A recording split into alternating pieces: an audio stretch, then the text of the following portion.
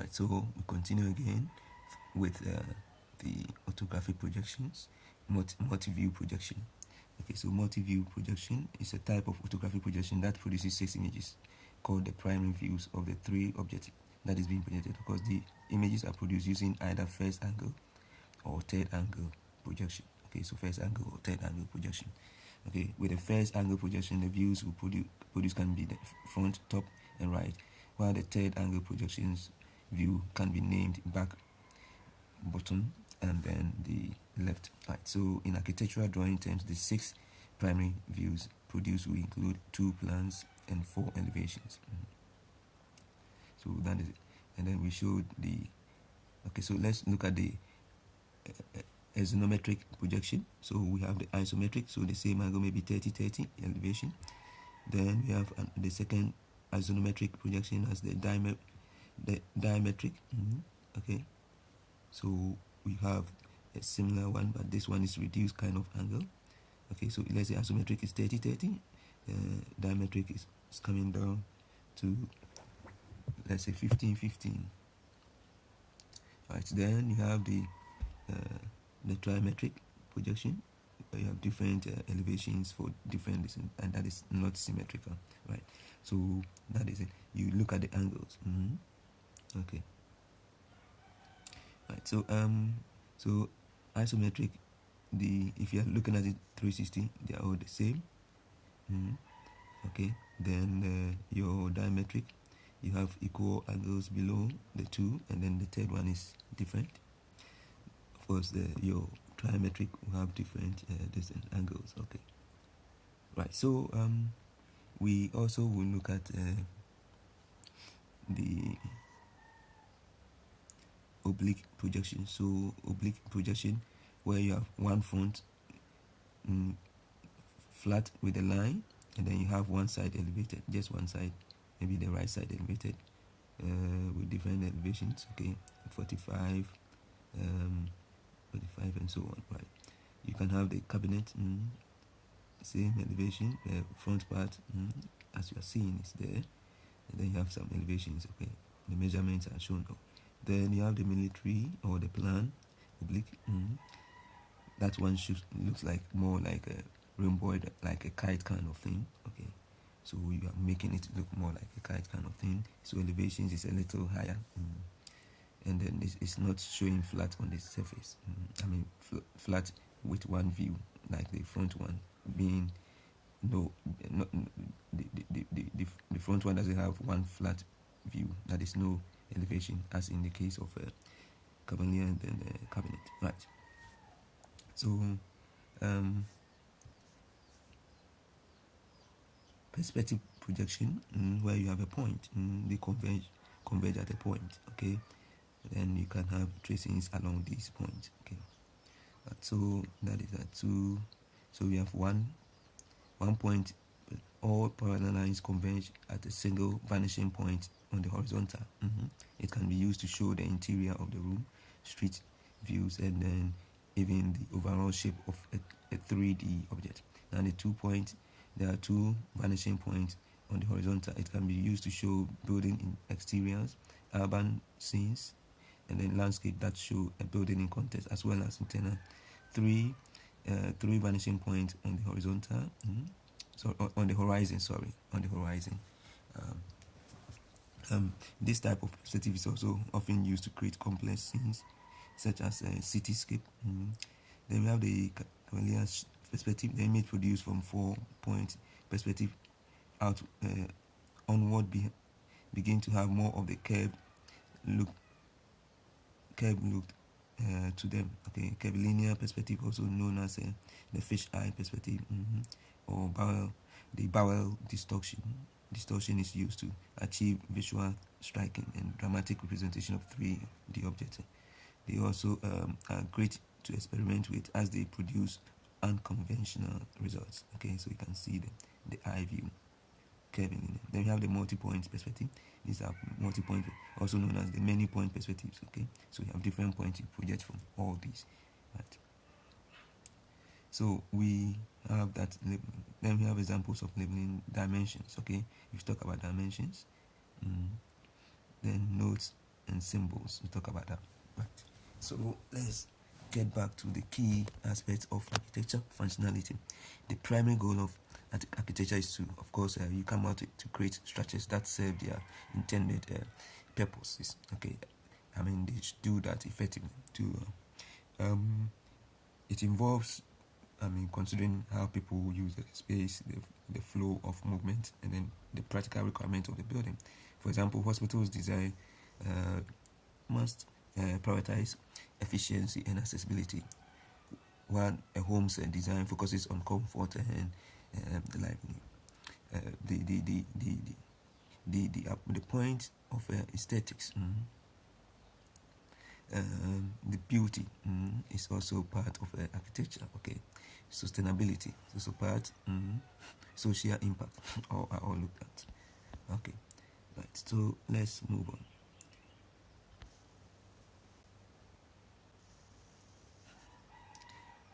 Now we're going to go through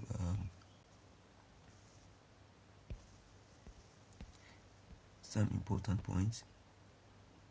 So the core foundational science, or the topics in architectural engineering. The core foundational topics. Okay, we have mathematics, calculus. We do calculus 1, 2, and 3, differential equations and linear algebra. Then we have physics and chemistry, of course, mechanics, electricity, magnetism, and general chemistry for engineering application. Then we have engineering fundamentals, where you look at statics, dynamics, fluid mechanics, and then thermodynamics. Of course, computer skills to help with the computation, and then computer aided design, that's the CAD, and then building information modeling, okay, using the computer. Then we have the next batch of topics, that is the building systems and design. Because this focuses on the technical aspect of designing, analyzing, that is grouping and separating, grouping and evaluating, and then maintaining the various systems within a building. Now the structural, we have one, under the building systems and design we have one, the structural engineering. This is the major component, covering structural analysis and design, mechanics of materials, and then the use of different materials like steel, concrete, timber, and then masonry. It involves understanding how buildings withstand loads from wind, gravity, and seismic event. Right, so the other thing that I want us to look at,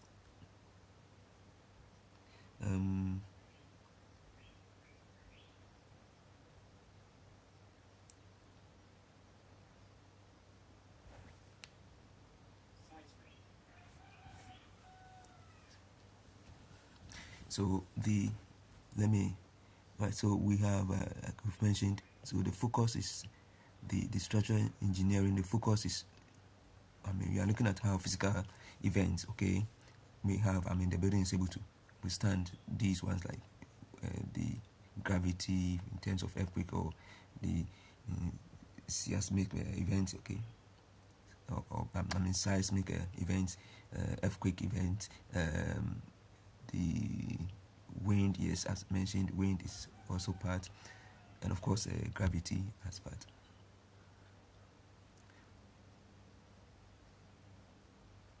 Now we also would look at the mechanical systems, okay, the mechanical systems, and this would, so movement and other things, okay, so heating, ventilation, air conditioning, building energies, all these will also be talked about in under architecture or architectural engineering. Then the electrical and lighting system, this covers the design of electrical circuits, power distribution, and the principles of architectural lighting for both functional and aesthetic purposes.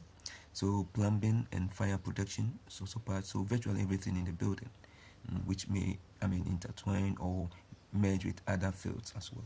Courses address the design of water supply system, drainage, fire safety systems, including sprinklers and then fire alarms. Okay, then acoustic sound. Okay, very important. This involves the science of sound and its control within a building. So from noise reduction to designing space with specific acoustic properties, enhancement of acoustic properties, as well as like concert halls. Okay, as me okay in concert. So the next one is the construction and the management. So this would construction methods and materials. Okay, so you study this will include studying properties, performance, and behavior of construction materials. The materials, behavior, and their properties. Now, construction management. Okay, in phases. This construction work is usually the construction work is usually done in phases. Okay, so courses cover construction planning, scheduling, cost estimate for a particular phase. Okay, so at the end of the phase, you make your costing. Okay, right, so that you match expenses with revenue. Right, at each phase, at the end of each phase. So your the frequency or the periods for the phases may not follow the traditional period of reporting in accounting system, like we've mentioned in accounting, right? So professional practices. Okay, so students learn about the professional ethics, the legal responsibilities, and then business aspects of architectural engineering.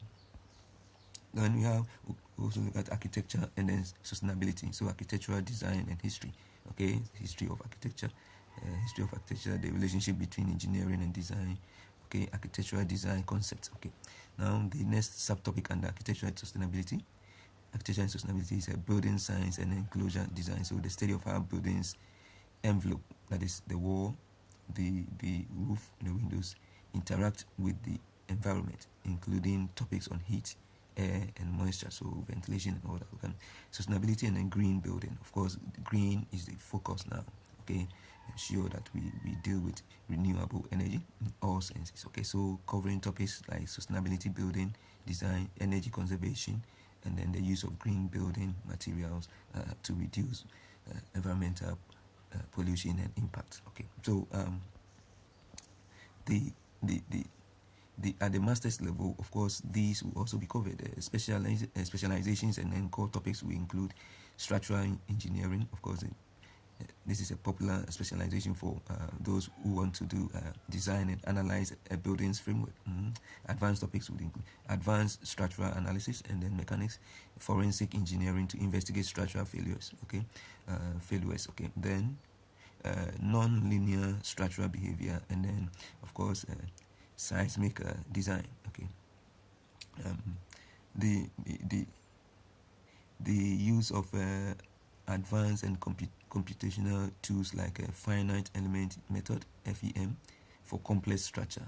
Finite element methods. Okay, using computer for design. Okay, and then building energy and then mechanical systems. So the specialization, this specialization part of specialization in architectural engineering at the master's level, of course, focuses on the energy efficiency and then the design of internal systems. So this will include advanced HVAC, that is heating, ventilation, and air conditioning systems. Okay, building energy modeling and simulations. Okay, building decarbonization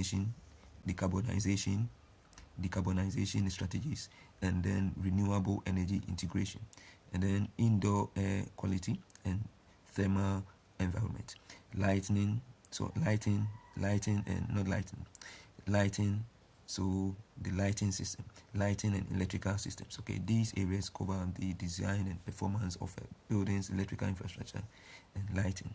So the light systems. Okay, advanced illumination and daylighting design,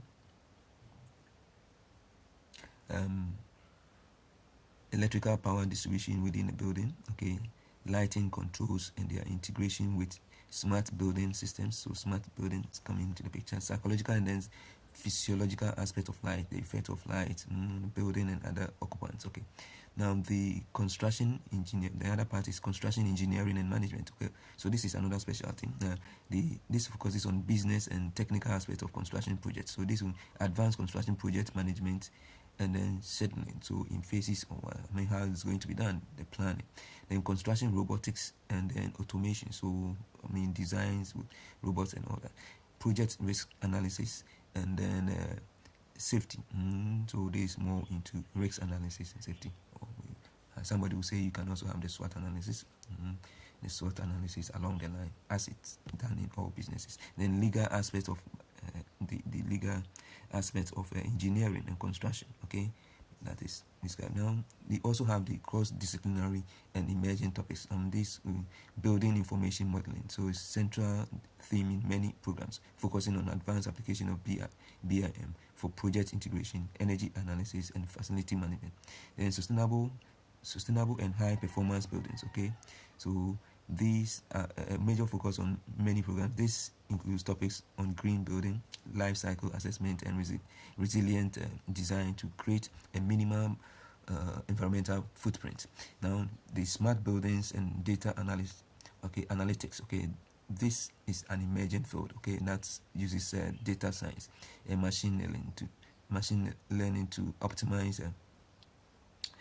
building performance. Okay, from energy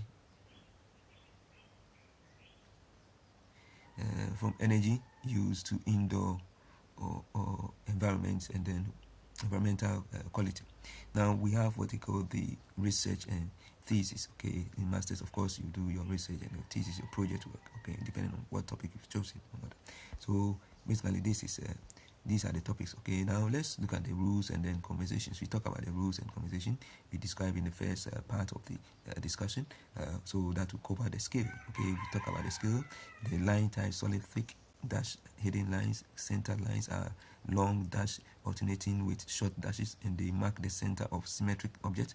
Dimension lines are used to indicate size of objects, and then spaces. Okay, so dimensions are numerically. So, they are numerical values that specify the size of building buildings element. Okay, so they typically are placed outside the drawing to avoid clutter, and then are read from left to right or bottom to top. Right, so dimensions are always written in feet and inches. Okay, so you can see your feet and inches for dimension. Now symbols and abbreviations. Okay, like W may denote a wall. A series of parallel lines might represent a window. So the parallel lines representing windows, and then DIM as the abbreviation for dimension. Now views. Okay, the view. Architectural drawings are created using a variety of standard views to show the building from different perspectives. So we have the floor, elevation, sections, and then detail. Details are large-scale drawings of specific building components, such as window, frame, or a wall connection. So annotations. Okay, so we come to annotation. All buildings include text and labels to provide important information. Of course, that cannot be shown graphically. So we write these ones. So this may include room names, material callouts, and notes on the construction methods. So we have the sheet layout. So drawings are organized on the sheet with a standard title block in the bottom right corner. So the bottom right corner. The title block includes essential information such as the project name, drawings titles, the scale, date, and then the drawing number.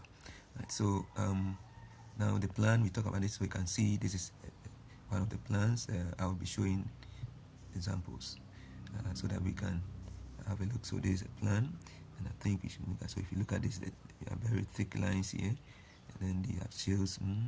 Now we have these parallel lines showing windows. Okay, so this is it.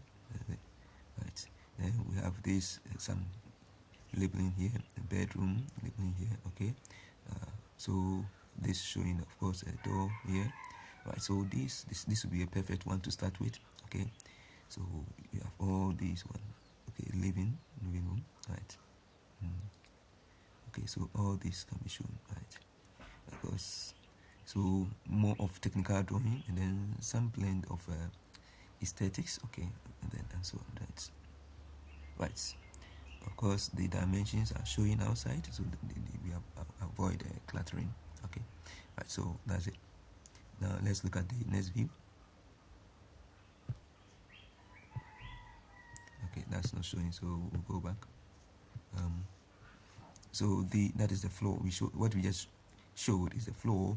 Okay, now or what we just discussed is the floor. Now let's look at the elevation section. We talk about details. Okay, elevation section.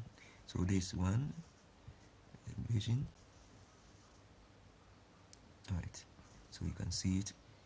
You can use this one as practice. Okay, your drawing. So this is more like not drawing in parts, okay, drawing the full building, okay. Right, so you can look at, we'll come to the, let me close this part now.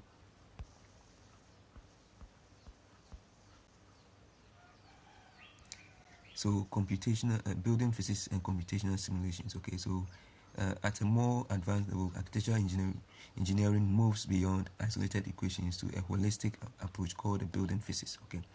So the field focuses on systems of equation to model and predict a building performance in terms of energy, light, sound, and air quality. The equations are rarely solved by hand, so use computer. Instead, they are the foundation for sophisticated computational simulations. Okay, so we look at the heat and mass travel. Okay, so you have the U, the conditions or the equation for conduction, convection, and then radiation are integrated to analyze a building's thermal envelope. Okay, so we have the U value, the R value. So these are, so the key metrics summarizes the material heat transfer. So the R value is the thermal resistance. So the R value here we have L over K, and then the U value is the overall heat transfer coefficient, that is U is equal to 1 over R. Okay,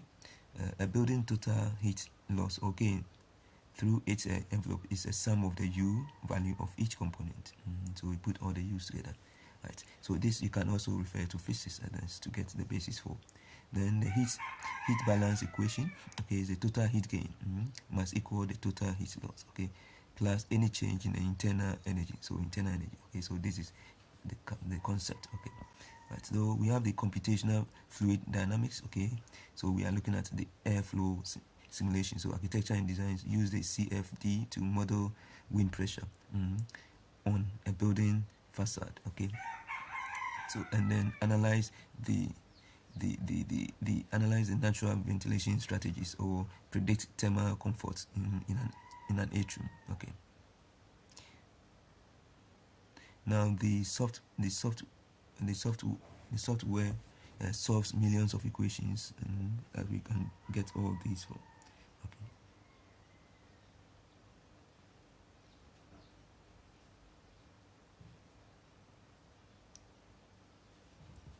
Right, so we go down. You can also look at the daylight and glare modeling. Okay, so radiance and luminance. Radiance measures light passing through a specific area in a given direction. Okay, luminance is the key metric for a viewer's perception of brightness and is used to calculate glare. So luminance, radiance and radiance L is equal to I over A cos theta. Okay, so that's the equation.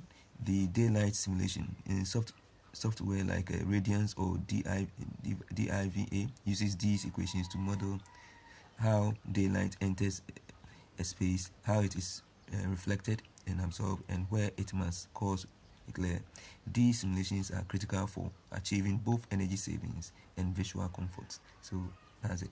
So this construction management and economics. Okay, so project planning and then scheduling. Okay, so activity duration, the total time to complete a single task. This can be estimated using the equation T subscript E is equal to T naught plus 4 times TM subscript plus TP subscript, and then all divided by 6, right? So TE is the estimated duration, and TO is the optimistic time, best case scenario, and then TM is the most likely time, and TP is the pessimistic time. Okay, so worst case scenario.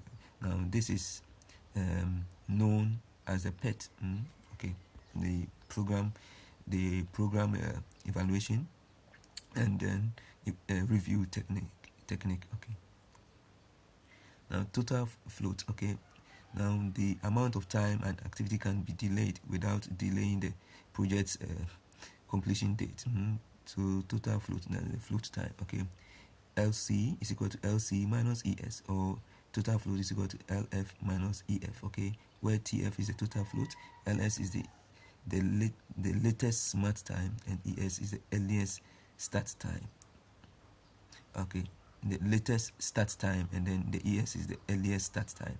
LF is the latest finish time. EF is the earliest finish time. So activities within a total float of 0 are on the critical path. Okay, right. So when you subtract and getting 0, they are on the critical path. They may have, right. So construction cost is estimation. So you quantity takeoff. So the process of counting and measuring material quantities for a simple wall. This could be dry walls, sheets. Okay, wall area divided by the sheet area. Okay, this is often done with equations for volumes, areas, length, and so. Now cost per unit. Okay, the total cost of is each quantity multiplied by each unit price. So quantity times unit price, of course, as in economics with data. Now financial and economic analysis. Okay, so the net present value is NPV is equal to the sum from T1 to N CT over, of course, our constant of 1 plus R to the power T, which models compounding effects, like compound effect, interest kind of. All that minus the CO. The CO is the initial investment, and the CT is the net cash flow at time T, and R is the discount rate, of course, discounting, looking at the future, discounting to this point. Right. Now the life cycle cost analysis is also there. This uses the NPV concept to compare the long-term cost of different design options. So if it's over a very long time, inflation and other things may be considered. So high performance building analysis, building energy modeling, that is heat balance method, passive house software like the passive house planning. Okay, Energy Plus uses these physics, but also software analysis. Okay, life cycle assessment. This is the ultimate equation for sustainable design. It's more methodological than a single formula. It quantifies the environmental impact of a building over its entire life. So total embodied carbon is equal to sum of materials times carbon factor. Okay, so the carbon factor is a coefficient that represents the amount of carbon dioxide equivalent emitted per unit of material. Okay, so kg CO2 per kg of steel. Okay, then this analysis is complex, but of course it's critical tool for comparing the environmental impacts of design choices and so on. So the computational science, computational design and generative structure. Okay, L systems. Okay, when I use model plant growth, L systems are algorithmic, and then they use a set of recursive rules to generate complex self-similar geometries. Okay, the architects define a starting form, the idiom, and then set a rule, production rule, that are applied iteratively to generate intricate and organic structures. Okay, so this is what is being exhibited here. You see topographic. Then we move on to topographic optimization. This is a computational method that uses a structural analysis equation as its core. Okay, that is applied in generative way. So all these would be sort of using computers, okay, to facilitate the work. Right. So the equation for topology optimization, okay, CX, okay, will give us your UT subscript KU, which is summation from 1 to n. Then you have your X, U, to the power T, K, E, and then UE. All these where CX is the compliance, okay, inverse of stiffness. That's the algorithm. The algorithm is minimizing. Now the computer follows a kind of algorithm. Now this algorithm will, on its own, will generate the equation and its values to be used. Okay, right. So you can note this. Take notice of this. Of course, it's an algorithm kind of equation, but the computer will do that only for the work. Right. So this ends the section. There are other topics to be discussed, but this is just an overview of the course. So what we've just gone through are the various topics for the university level, and then the various topics for those doing masters. Right. So some of the equations you take notice. I mean, most of these equations, you're going to use a computer to generate them. So, but of course, if you know the equation, at least you have some background, especially if you understand how the way arrived at it makes you appreciate more when you are using the computers to do your computation. All right, so that is it. I've gone through all now.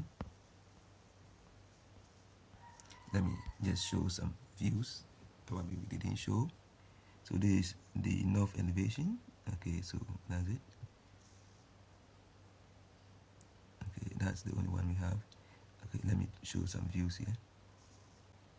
So the views, there's the one that we had. Okay, so we have the project title, residential floor plan.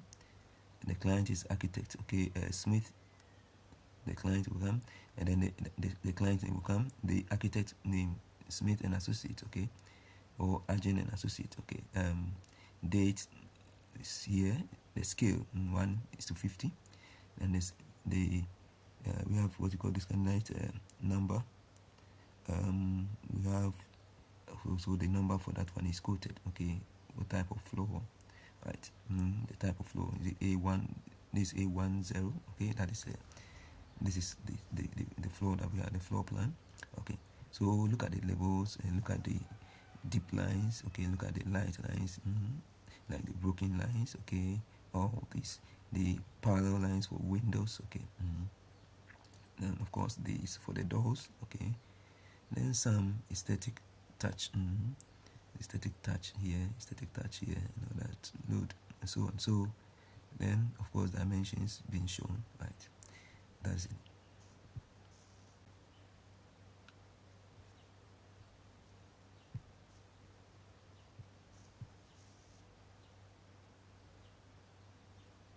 Right, so I think we are not getting the views. Right, so there is enough elevation. This one, okay, so there is the project name. That's also drawing title, side elevation. So there is a side elevation. So there is a building. Okay, so you can take notice of this one. Let's look at another one of elevation. So you have the side and of elevation. Okay, so this is not showing.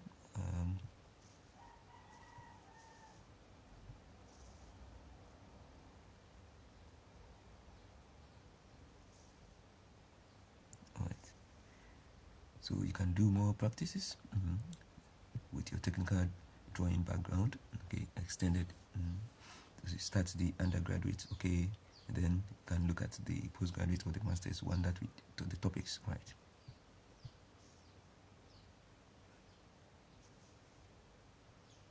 So this is it.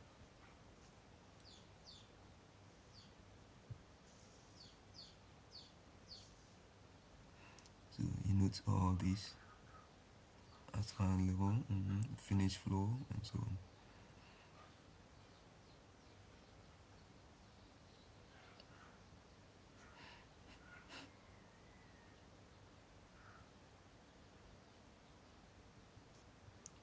All right.